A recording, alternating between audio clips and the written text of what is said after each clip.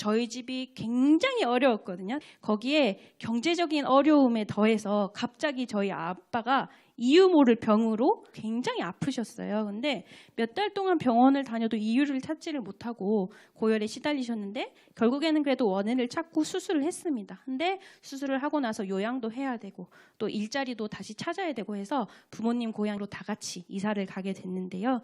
그때 당시에 제가 중3이었습니다. 근데 중3은 사실 사춘기잖아요. 그렇죠? 사춘기고 친구가 가장 중요한 시기입니다. 또래 친구가 가장 중요한 시기인데 친구들이랑 멀어지게 되고 시골로 이렇게 가게 되니까 너무너무 싫은 거예요. 너무너무 속상하고. 그리고 와서도 사실 집안 상황은 더 좋아지지도 않았거든요. 그래서 저는 사춘기, 방황기에 들었습니다.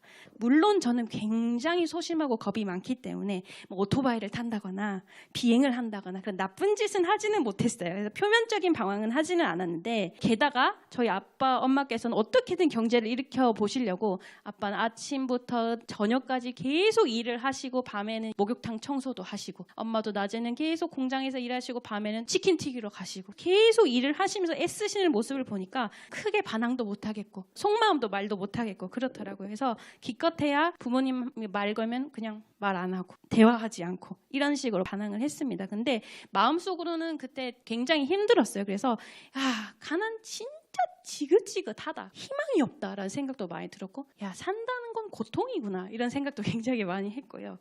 살아야 되나? 이런 생각도 하기도 했습니다. 그러다가 고등학교에 진학을 하게 됐는데 근데 갑자기 제가 학교에 입학하자마자 상위 30%까지 학생들은 강제적으로 기숙사에 들어가서 공부를 하기를 하는 거예요. 지금 생각해보면 당시 제가 TV 너무 좋아하고요. 컴퓨터 게임 너무 좋아했었거든요. 그래서 하나님이 공부할 수 있도록 강권적으로 환경을 역사해 주셨다는 걸 지금은 깨닫는데 그 당시엔 너무 싫은 거예요. 왜냐하면 안 그래도 집이 어려운데 기숙사비를 강제로 넣는다고 해서 대주지를 않더라고요. 그래서 기숙사비도 내야 되고 그때는 급식비를 먹는 대로 다 냈어야 됐거든요.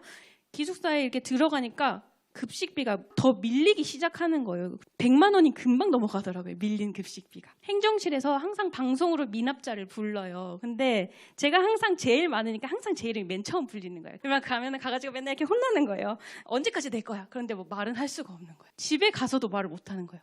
달라고 해야 되는데 엄마 아빠한테. 근데 엄마 아빠가 그렇게 열심히 일을 하시는데 항상 돈이 마이너스인 걸 알고 있으니까 말을 못 하겠는 거예요. 어떻게 살아야 되나? 걱정하고 고민하고 좌절이 이렇게 빠져 있었습니다. 그래서 그 상황에서 어떤 생각 많이 했냐면 공부 더 잘해봤자 뭐해? 공부 더 열심히 해봤자 뭐해? 어차피 대학 등록금도 못 내지 않을까? 학원도 다닐 수도 없는 상황이고 딴 친구들은 다 다니는데 공부 안 하면 되지 우리 생각도 하고 진로도 크게 뭐 생각하지도 않았고요. 그래서 포기하고 낙심을 좀 하고 있었습니다. 근데 그때 저희 학교에 정확히 기억은 안 나는데 어떤 제도가 생겨서 일주일에 하루 저녁 시간을 3시간을 줄 때가 있었어요. 그래서 이 3시간 동안 뭘 하지? 집에 갔다 올까? 근데 집까지 왕복이 거의 1시간 반, 2시간 정도가 됐어서 집에 가기도 좀 그렇고 그래서 그럼 교회를 가서 선생님 새벽 말씀이나 좀 듣고 올까? 생각을 했어요. 그때 당시에 선생님이 외국에서 선교하실 때여서 영상으로 말씀을 녹화하셔가지고 저희가 보던 때였습니다. 근데 제가 말씀을 막 집중해서 잘 듣거나 깨닫는 스타일도 아니었고 선생님 말씀도 다 알아듣거나 그렇지도 못했어요. 근데 그래도 선생님이 좀 어려운 상황에서 이렇게 말씀을 보내주신다는데 내가 일주일에 한 번 정도는 봐야 되지 않을까? 이런 생각이 들더라고요. 그래서 그냥 맘 편하게 교회 가서 아무도 없으니까 선생님 말씀 들으면서 교회 난로에 쫀득이 구워 먹고 과자 먹고 그러고 오자. 그런 생각으로 일주일에 한 번씩 갔어요. 그래서 일주일에 한 번씩 되도록이면 교회 가서 말씀을 듣고 오려고 갔습니다. 혼자도 가고 교회 동생도 데리고 가고 해서 갔는데 한날은 선생님 어렸을 적 얘기를 해주시는 거예요. 근데 너무 마음에 와닿는 거예요. 근데 선생님이 월명동의 그 지금 두매산골 옛날에 그 골짜기에서 150년이 된 쓰러지는 초가집에 사셨다고 하셨어요. 근데 그 초가집에서 살면서 초등학교까지밖에 못 나오고 너무 가난하고 배우지도 못하고 매일 힘들게 논밭 갈면서 일을 하는데도 밥 한 끼 먹기가 너무 힘들고 한 끼 먹어도 고추장 정도밖에 없고 반찬이. 그러니까 인생에 희망도 없어 보이고 너무 허무하고 괴로운 삶을 사셨다고 말씀을 해주시는 거예요. 근데 선생님이 어느 날 잠을 자고 있는데 부엌 쪽에서 계속 툭툭 소리가 나더라요. 그래서 되게 무서운데 가봤는데 부엌에 자루가 큰 게 하나가 있었대요. 이게 뭐지? 계속 안에서 툭툭 소리가 나는 거예요. 그 자루를 살짝 들춰봤더니 안에 개구리가 자루 가득히 있었는데 한 마리만 계속해서 이 자루 밖으로 나가려고 점프해서 계속 자루 벽에 부딪히고 있었던 거예요. 그 소리가 계속 밤새 툭툭 하고 났던 거예요. 근데 선생님이 계속 지켜보니까 아무리 봐도 나갈 수 있는 높이가 아닌데 계속 부딪히고 있던 거예요. 그걸 보고 있으니까 너무 안쓰럽기도 하고 너무 대단하기도 하고 해서 그 개구리를 잡아서 밖에 꺼내줬더니 재빠르게 도망을 갔다는 거예요. 그걸 보고 선생님도 깨달으셨대요. 아, 내가 정말 노력하고 몸부림치고 하나님을 계속 이렇게 두드린다면 나를 이 환경에서 꺼내줄 수 있겠구나 하고 생각을 하셨다는 거예요. 또 어느 날은 또 그런 말씀을 하시는 거예요. 인간은 환경으로 사는 게 아니다. 정신으로 사는 것이다 하면서 정말 멋있게 강하게 딱 얘기를 해주시면서 환경 탓하지 마라. 사람이 결심하면 결실할 수 있다. 왜냐? 인간이 결심하는 순간 하나님은 이미 시작하시기 때문이다. 이렇게 얘기를 해주시는데 너무 소름이 돋고 마음에 확 박히는 거예요. 나도 할 수 있을 것 같다는 생각이 갑자기 드는 거예요. 선생님은 특히 행한 것만 말씀하시고 이뤄보신 것만 말씀을 하시니까 진짜 결심해서 결실해보신 분이 얘기를 하니까 너무 와닿는 거예요. 야, 그래. 선생님은 그 초가집 지옥 같은 환경에서도 행하셔서 성공하셨는데 나도 선생님 말처럼 해보면 내 환경은 지금 좀 더 나은데 나도 할 수 있지 않을까? 내가 시작하면 하나님도 도와주시겠지? 하면서 자신감이 갑자기 생기는 거예요. 그래서 저도 항상 우리 집 가난해서 안 돼.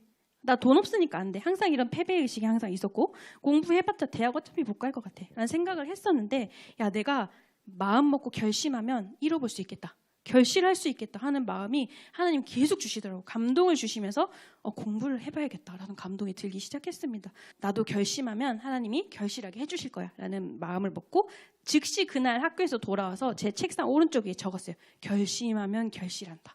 그거를 적어놨어요. 그리고 정말 열심히 공부를 하기 시작했습니다. 그래서 제가 할 수 있는 최선을 다해서 공부를 했어요. 그래서 결과는 하나님께 맡깁니다. 나는 그냥 후회하지 않을 만큼 해보겠습니다 하고 기도하면서 공부를 했어요. 근데 쉽지 않죠. 공부하다가 힘들면 계속 결심하면 결실한다 하고 결심하면 결실한다. 결심하면 결실한다. 스스로 계속 되뇌이면서 하나님은 이미 시작하셨다. 내가 하면 된다 생각하면서 계속 공부를 했습니다. 하지만 여러분 아무리 결심을 해도 과정이 탄탄대로로 나아지지는 않잖아요. 그래서 결심했지만 정말 결실하기까지 실천은 쉽지는 않더라고요. 먼저는 제가 수학을 포기했던 수포자였거든요. 수학 포기한 사람 보고 수포자라고 하는데 제가 수학 문제집을 한 번도 1단원 이상 넘겨본 적이 없었어요. 항상 1단원. 수학 공부해야지. 항상 1단원.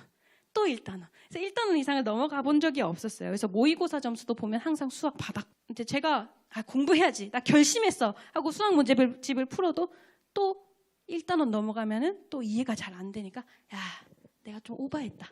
그때 마음이 뜨거워서 오버했구나. 역시 안 되는구나. 포기하자 또. 이런 생각이 또 드는 거예요. 근데 또 선생님 말씀을 들어가면 선생님이 뭐라고 얘기하시냐면 해봐라. 해보고 안 되면 방법을 다르게 해봐라. 그런 말씀을 또 하시는 거예요. 야, 또 말씀하시는 것도 뜻이 있겠지 해서 또 한번 그러면 어떻게 방법을 바꿔볼까? 제가 생각했을 때 내가 결심을 했는데 계속 지속이 안 되는 이유는 성취감을 느끼지 못해서구나 생각이 들더라고요.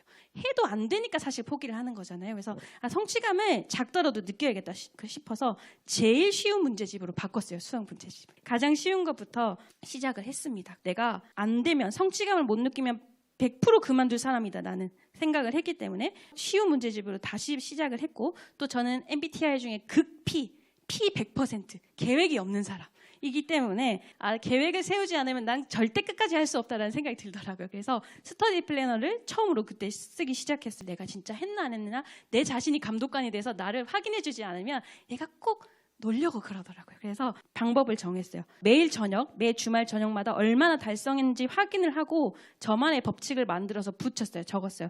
내가 만약 그날의 분량을 못 끝내면 새벽 2시까지는 자지 않고 푼다. 만약 그 이후로도 안 되면 일단 자고 주말에 채운다. 이런 식으로 제가 인식할 수 있게 앞에 붙여서 썼어요. 정말 그대로 한번 해보려고 노력을 했어요. 모르는 문제는 일단 별표하고 수학 제일 잘하는 학생이나 아니면 선생님한테 꼭 물어보기 이런 것도 해가지고 다 했어요. 그래서 제가 방학 동안 그걸 시작을 했는데 방학 약 50일 정도의 기간 동안 수학 개념서를 한 번 풀고 다시 한번 처음부터 해서 2번을 풀었습니다.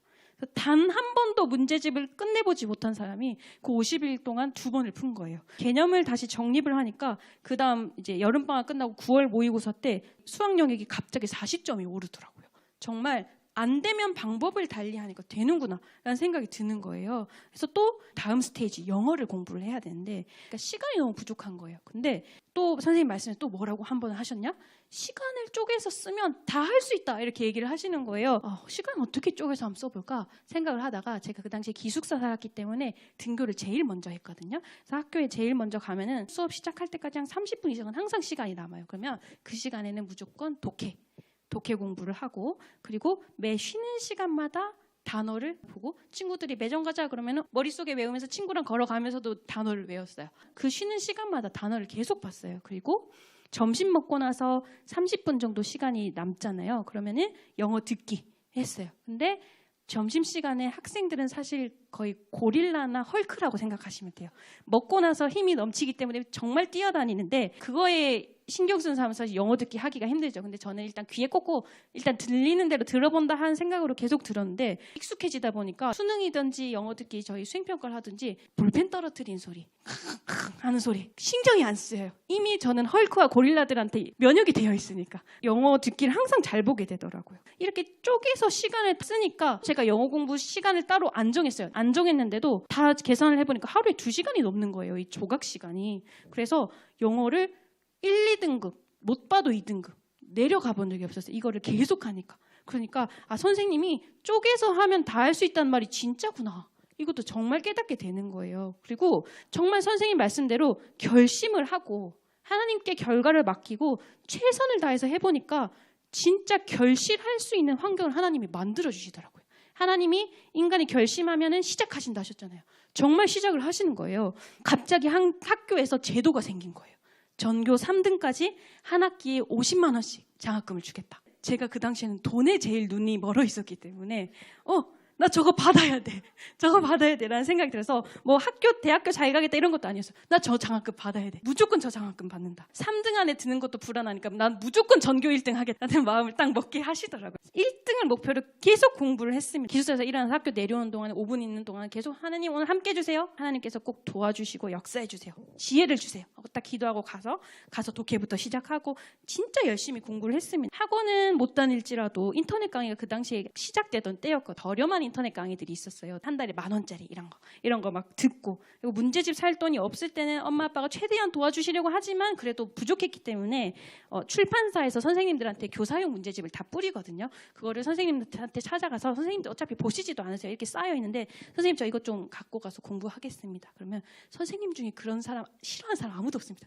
그래 가져가 이러면서 가져가가지고 그거는 다 답안이 다 나와 있거든요. 교사용은 그거를 빨간 셀로판지를 이렇게 가려가지고 공부하기도 하고 어떻게든 방법을 만들어서 공부를 했습니다. 그 장학금 무조건 받아야 되라는 생각으로 끝까지 정말 열심히 제 인생에 처음으로 그렇게 열심히 공부했던 것 같아요. 그렇게 공부를 했더니 그 이후로 단 한 번도 전교 1등을 안 놓치게 됐고 장학금도 모두 받게 됐습니다. 장학금 때문에 미친 듯이 공부를 했는데 내신이 좋아지니까 3학년 되니까 선생님이 야, 너 서울대 쓸 수 있겠다 라고 하시는 거예요. 서울대를 썼고 또 합격을 하게 됐습니다. 그래서 여러분도 분명 입시뿐만 아니라 인생에서 벗어나고 싶은 부분, 또 차원을 높이고 싶은 부분이 있을 건데요. 학생 같은 경우는 부모님 탓할 수도 있고 내 자신을 비하할 수도 있고 내가 능력이 없다고 내 열악한 환경 때문에 좀 바뀌었으면 하고 바라고 있을 때도 있을 겁니다. 근데 환경은 쉽게 변하지 않습니다. 시대 말씀은 우리의 생각의 차원, 행함의 차원을 높일 수 있게 해주고 그 환경을 벗어날 수 있게 도와준다는 것입니다. 또 말씀대로 행하면 하나님은 반드시 시작해 주시고 역사해 주신다는 것을 생각을 하시면 좋겠습니다.